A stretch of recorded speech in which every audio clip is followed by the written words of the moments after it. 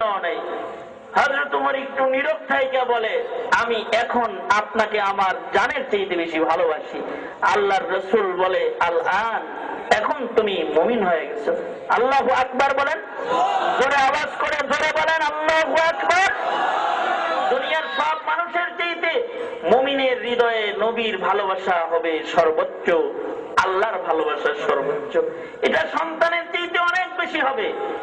সন্তান লালন পালন করতে যায় নামাজ পড়তে পারে না, তাহলে তার হৃদয়ে ঈমানের ভালোবাসা এখনো আসে নাই। ব্যবসা করতে যায় ইবাদত করতে পারে না, তার হৃদয়ে এখনো ঈমানের ভালোবাসাটা জন্ম নেয় নাই, সে এখনো মুমিন হয় নাই। হযরত ওমর নিজের সন্তানের সাথে একসাথে খানা খাইতেছে, কথাবার্তা বলতেছে। হযরত ওমর আর আব্দুল্লাহ ইবনে ওমর বাপ বেটা দুইজনে মিলে খানা খাইতেছে। হঠাৎ করে আব্দুল্লাহ ইবনে ওমর বলে, আব্বাজান, আল্লাহ আমাদের কপালটা কত ভালো করছে।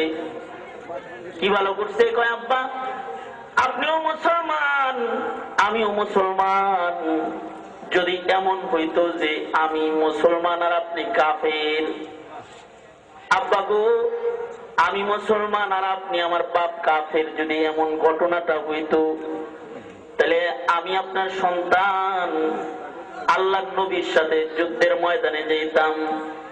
আপনি যদি কাফের হইতেন, তাহলে কাফেরদের সাথে আপনি যুদ্ধের ময়দানে আইতেন।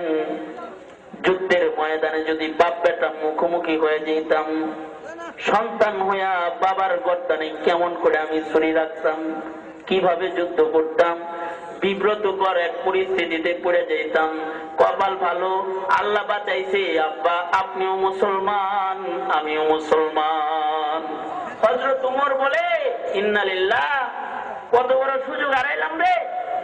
যদি ঘটনাটা এমন হইতো যে আমি মুসলমান আর তুই এখনো কাফের, যদি এরকম হইতো, আর যদি আমি ওমর খালি যুদ্ধের ময়দানে তোরে সামনে পাইতাম, তাইলে নিজের খোলা তরবারি দিয়া তোর মাথা কাইটা নবীর কদমে হাজির গুলা আমি দেখা দিতাম যে আমার সন্তানের চাইতে আল্লাহ আল্লাহর নবীর ভালোবাসা আমার দিলের ভিতরে বেশি।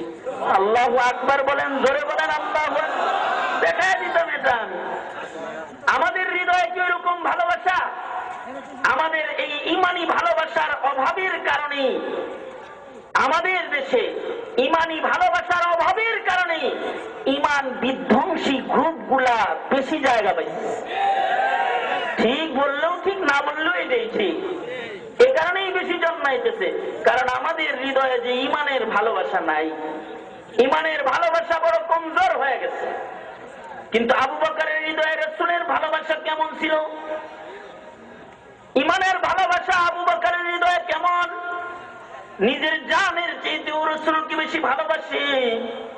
হিজরতের রাত্রিতে আবু বকর আল্লাহর নবীর সাথে হাইটে যেতেছে। নিজের ঘর থেকে সরকারে তো আলম নবী অন্ধকার রাত্রিতে বের হয়ে গেছেন আল্লাহর নবী মদিনার পথে। একমাত্র সাথী হযরত আবু বকর। সিরাতের কিতাবে লেখা হয় আবু বকর একবার নবীর ডান পাশে হাঁটে, একবার নবীর বাম পাশে হাঁটে, একবার নবীর সামনে হাঁটে, একবার নবীজির পেছনে পেছনে হাঁটে। আল্লাহর নবী বলে, আবু বকর একবার ডান দিকে হাঁটো, একবার বাম দিকে হাঁটো, একবার সামনে একবার পিছনে। এমন পথে মুআয ইবনে জাবাল যাবে। আল্লাহর নবী ওই পথে রাস্তা পর্যন্ত, মরুভূমির মাথা পর্যন্ত বের হয়ে গেছেন। মুআয ইবনে জাবাল রাসূলের কাছ থেকে বিদায় নিয়ে চলে যেতেছে। আল্লাহর নবী দাঁড়ায় দাঁড়ায় দেখতেছেন, মা যেমন সন্তানকে মহব্বত করে, নবী তার উম্মতকে তার চেয়ে লাখো কোটি গুণ বেশি মহব্বত করে। সরওয়ারে দু আলম নবী তো তার উম্মতের আশিক। আল্লাহর নবী বলে, ময়দানে মাহশরে আমার এক একটা উম্মতকে বাঁচাইবার জন্য আমি বাচ্চাওয়ালা মুরগির মতো উড়াল দিয়ে পাশে দাঁড়ায় যাব। আল্লাহু আকবার, জোরে বলেন আল্লাহু আকবার। মুরগি যেমন বাচ্চা বাঁচাইতে চায়, আমি তেমন আমার উম্মত বাঁচাইতে দৌড়াদৌড়ি করব। সরওয়ারে দু আলম নবীর দিলে তো উম্মতের জন্য মহব্বত, কিন্তু উম্মতের দিলে কি আছে রাসূলের জন্য মহব্বত। আল্লাহর নবী একজন মুআয ইবনে জাবাল আল্লাহর নবী আগায় দেওয়ার জন্য বাইরে বেরিয়ে আইছেন, কারণ নবীজি যে সাহাবীদেরকে ভালোবাসে। জমিনের উপরে হবে, কিন্তু তার দিলের ভেতরে যদি আমি রাসূলের মহব্বত পাওয়া যায়, মুআয রে, আমি নবীর মহব্বতের কারণে সে আমার থেকে দূরে থাকবে না। আমি নবীর মহব্বত দিলে রাখার কারণে সে আমার অনেক কাছে হয়ে যাবে। ময়দানে মাহশরে দিলের মধ্যে আমি এই রাসূলের মহব্বত লালন পালন করে এমন একটা উম্মত রাখিয়া আমি মুহাম্মাদুর রাসূলুল্লাহ আল্লাহর জান্নাতের ভেতরে কদম রাখবো না। চলে যাও, নিরাপদে চলে যাও। তোমার দিলের মহব্বত যেটা, সেই মহব্বতটা তোমাকে তাই না আমার কাছে এনে দেবে। ইমানের মহব্বত যেটা, এটা সরওয়ারে দু আলম নবীর কাছাকাছি আপনাকে পৌঁছায়া দিবে। যদিও বাংলার মাটির এক কোণে আপনার জন্ম, কিন্তু আপনার দিলের ভেতরে আছে মুহাম্মাদুর রাসূলুল্লাহ সাল্লাল্লাহু আলাইহি ওয়াসাল্লামের মহব্বত। তো আপনি নবীজির খুব কাছের, আল্লাহর রাসূল আপনাকে রেখে আল্লাহর রাসূল আল্লাহর জান্নাতে প্রবেশ করবে না। আল্লাহু আকবার বলেন, আল্লাহু আকবার বলেন। আপনি যে নবীর আশিক, এটা প্রমাণ হবে কি দিয়া? আপনি যে নবীর আশিক, এটা প্রমাণ হবে নবীর সুন্নাত দিয়া, নবীর আখলাক দিয়া। কারণ সরওয়ারে দু আলম নবী, সরওয়ারে দু আলম নবী দৈহিক সৌন্দর্য, সরওয়ারে দু আলম নবীর দৈহিক সৌন্দর্যটা মদিনার মাটির নিচে আছে। কিন্তু সরওয়ারে দু আলম নবীকে আল্লাহ তাআলা যে চারিত্রিক সৌন্দর্য দান করেছেন, নবীর ওই চরিত্র কিয়ামত পর্যন্ত জমিনের উপরে হেফাজত হবে। যদি কেউ রাসূলের আশিক হইয়া নবীর চরিত্রওয়ালা হয়ে যায়, যদি কেউ নবীর আশিক হইয়া নবীর সুন্নতের উপরে আমলকারী হয়ে যায়, তাইলে সুন্নত ও আখলাক দিয়া উম্মত সরওয়ারে দু আলম নবীর কাছাকাছি চলে যাবে। সরওয়ারে দু আলম নবীর সুন্নতের ইত্তিবাকারী একজন মুমিনকে রাইখা আল্লাহর নবী জান্নাতে যাবে না। যার ভিতরে নবীর সুন্নত পাওয়া যাবে, সেটা রাসূলের প্রকৃত মহব্বত হিসেবে গণ্য হবে। আল্লাহর নবী বলেন, ক্বালা রাসূলুল্লাহি সাল্লাল্লাহু আলাইহি ওয়াসাল্লাম, মান আহাব্বা সুন্নতি ফাকাদ আহাব্বানি ওয়া মান আহাব্বানি কানা মাই ফিল জান্নাহ। আল্লাহর নবী বলেন, যে আমি রাসূলকে মহব্বত করলো, সে আসলে সুন্নত দিয়া আমি নবীকে মহব্বত করতে হবে। যে আমার সুন্নতের আশিক, সে প্রকৃত আমার আশিক। যে সুন্নতের মাধ্যমে আমার আশিক, আমি রাসূল। আল্লাহর নবী সরওয়ারে দু আলম নবী, আল্লাহর রাসূল কাঁপতে থাকা লোকটাকে বুকের মধ্যে জড়ায় নিছেন। আল্লাহর নবী এতক্ষণ মুস্কি মুস্কি হাসতেছিলেন।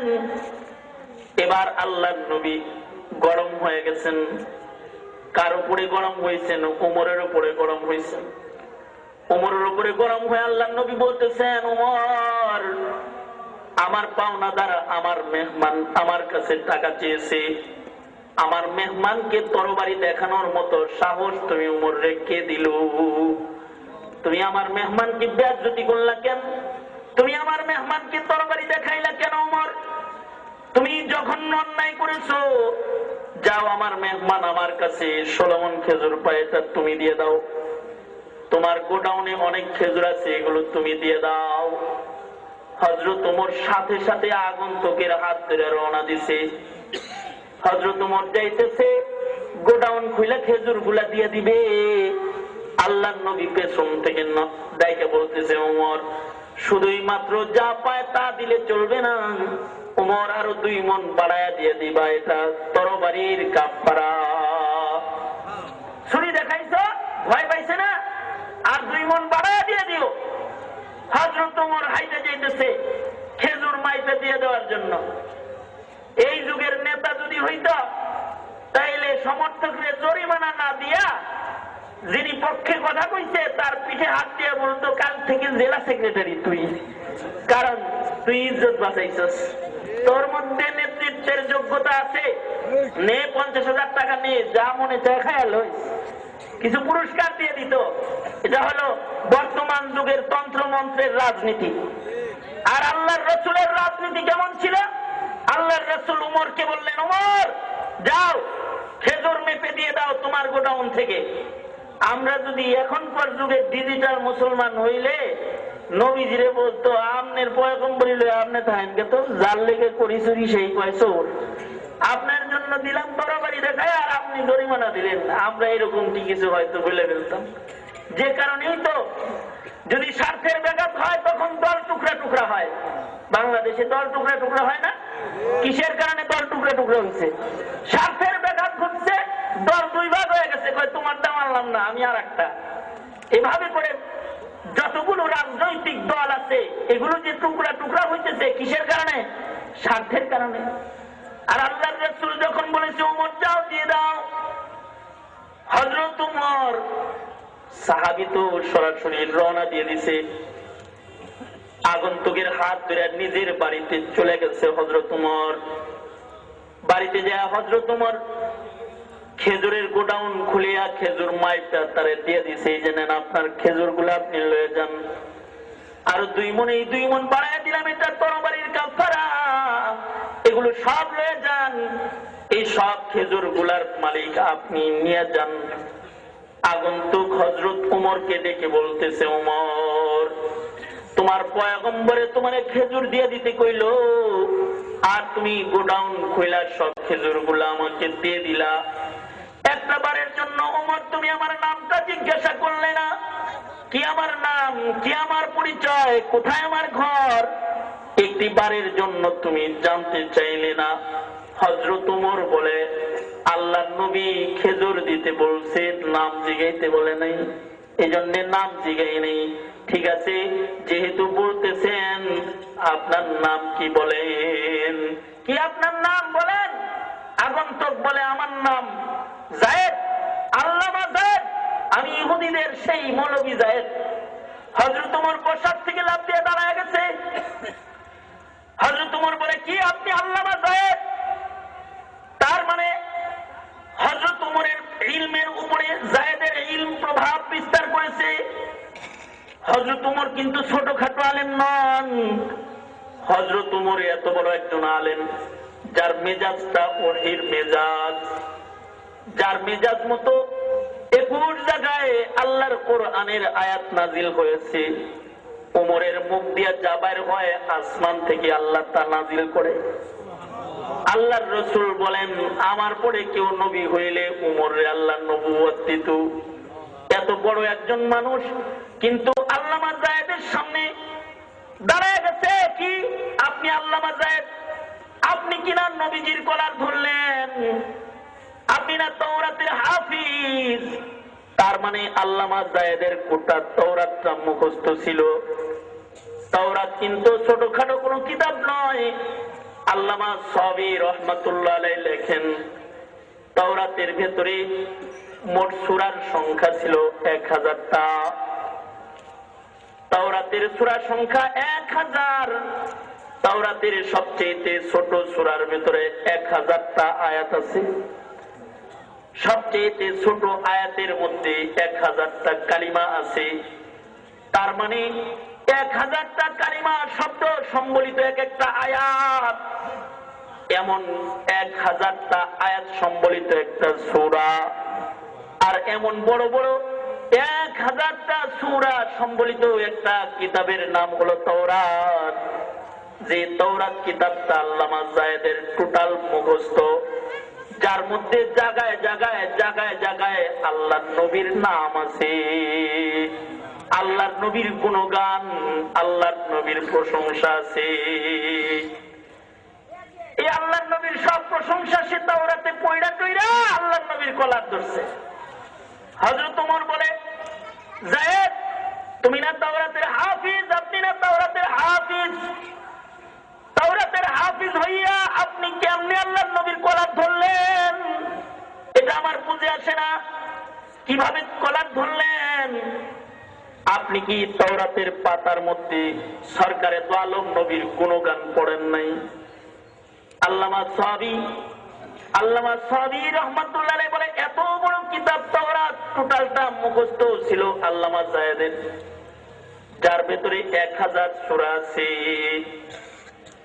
হযরত ওমর ওটাই জিজ্ঞাসা করতেছে, এত বড় আলেম হইয়া তাওরাতের পাতায় পাতায় মুহাম্মাদুর রাসূলুল্লাহ সাল্লাল্লাহু আলাইহি ওয়াসাল্লামের কোন গান পড়া যাই না শুই না একজন নবীর কলার আপনি কেমনে ধরলেন, এটা আমার বুঝে আসে না। হযরত যায়েদ বলে, তাওরাতের মধ্যে নবীজির বহু আখলাক পড়েছি, তার মধ্যে একটা আখলাক এটাও পড়েছি, মুহাম্মদী ধৈর্য হবে দুনিয়ার সবচেয়ে শ্রেষ্ঠ ধৈর্য। ওইটা পরীক্ষা করার জন্য জনগণের সামনে মুহাম্মদের কলারটা আমি ধরছিলাম, টেস্ট করতে চাইছিলাম তাওরাতের পাতার মুহাম্মদ আর বাস্তব মুহাম্মদ এক আসেনি। ওমর রে, তাওরাতের পাতায় যে মুহাম্মদকে আমি পেয়েছি তার চেয়ে অনেক সুন্দর আখলাকের মুহাম্মদ আমি বাস্তবে পেয়েছি। এজন্য তুমি সাক্ষী থাকো, এখন আমি কালেমা পড়ে মুসলমান হয়ে গেলাম। আল্লাহু আকবার বলেন, জোরে বলেন আল্লাহু আকবার। ধৈর্য আমাদের কি আছে? ধৈর্য নেতার ধৈর্যের চ্যুতি ঘটেছে, নেতায় নেতায় সংসদের ভিতরে গালাগালি মারামারি শুরু করছে। দল দলের ধৈর্যের চ্যুতি ঘটেছে, দল দলে একই জায়গায় একই দিনে সমাবেশ দেওয়া শুরু করছে। ব্যক্তি ব্যক্তিতে ভাই ভাইয়ে ধৈর্যের চ্যুতি ঘটেছে, মিথ্যা মামলার সংখ্যা বেড়েছে। স্বামী স্ত্রীর ধৈর্যের চ্যুতি ঘটেছে, তালাকের সংখ্যা বেড়েছে। পিতা পুত্রের ধৈর্য নষ্ট হয়ে গেছে, সন্তান পিতার সম্পর্ক বরবাদ হয়ে গেছে। এভাবে করে ধৈর্য হারা জাতি আজ যেন পাপের আর দাঙ্গা হাঙ্গামার পথে একের পর এক পদযাত্রা করতেছে। কারণ নবীর আখলাক, ধৈর্যের আখলাকটাও তো নাই কারণ। অথচ ধৈর্য যার বেশি ঈমান তার বেশি, ধৈর্য যার বেশি ইবাদত তার বেশি, ধৈর্য যার বেশি গুনাহ তার কম, পাপ তার কম, ইবাদত তার বেশি। ইবাদতে ধৈর্য, পাপ থেকে বাঁচায় ধৈর্য, মুসিবতে ধৈর্য, ঈমান তার বেশি। ধৈর্য বেশি, ঈমান বেশি। ধৈর্য বেশি, সম্মান বেশি, পয়গম্বরী আখলাকের একটি আখলাক মাত্র। আমাদের আকাবের বুজুর্গরা যারা অনেক বড় ছিলেন তাদের ধৈর্য অনেক বেশি ছিল। যেমন ইমামে আজম, কেমনি ইমামে আজম হয়েছে? ইমামে আজমের ধৈর্য বেশি, এজন্য ইমামে আজম বড় ইমাম হয়েছে। একজনে ইমামে আজমের ধৈর্য পরীক্ষা করতে যাইতেছে। মানুষ তারে বড় ইমাম হয়, বড় ইমাম বলে সে বড় ইমাম কেমনে হয়, একটু ধৈর্য পরীক্ষা করি। যে চোখ লাগা লাগা ভাব হয়েছে নি, চিন্তা ভাবনা করে দেখছে যে এখন তো আবার চোখ লাগছে লাগছে ভাব, আবার যে দরজায় ডাকাডাকি করতেছে, ইমাম সাহেব দরজা খোলেন, মাসালা জানতে আইছি। ইমামে আজম তাড়াতাড়ি করে দুতলা বাড়ির উপর থেকে দৌড়ে নিচে নামছেন। লোকটা কাছে আসলে বলে, এইভাবে মানুষ আসে? মনে করছি আমার মার দিতে আইছেন, ভুলে গেছি মাসালা। ইমাম সাহেব, ইমামে আজম বলে, ঠিক আছে, যখন তোমার স্মরণ পড়ে তখন তুমি আইসো। একটু পরে আবার চলে গেছে। ইমামে আজম যে ঘুমাইছে, ওই লোক গাছতলায় বসে আছে, চিন্তা করতেছে এখন আবার ঘুম ঘুম ভাব হয়েছে মনে হয়। এইবার যে আবার দরজায় ডাকতেছে, ইমাম সাহেব ওঠেন, দরজা খোলেন, মাসালা জিজ্ঞাসা করতে আসছি। ইমামে আজম খুব আস্তে ধীরে নিচে নামছেন। আবার যদি কয়ে যে আপনি দেখে ডরে ভুলে গেছি, আস্তে আস্তে আসতে আইসা বলে, ঠিক আছে বলো ভাই, বলো কি মাসালা? লোকটা কয়, ইমাম সাহেব মাসালাটা হইল পায়খানা কি মিষ্টি নাকি তিতা, এটা জানতে চাইছি। কিরকম খবিসের খবিস মনে করেন যে 3 বার ঘুম থেকে জাগায় কয় পায়খানা মিঠা নাকি তিতা, এটা জানতে চাইছি। ডিজিটাল মুসলমানদের যদি এই কাম কেউ করলো না, তাহলে সে বললেন ওরে চিৎ করে শোয়ার একটু আন, ওরে দেখাই টক না মিঠা টেস্ট বাস্তবে একেবারে হাতে কলমে দেখায় দিই। ইমামে আজম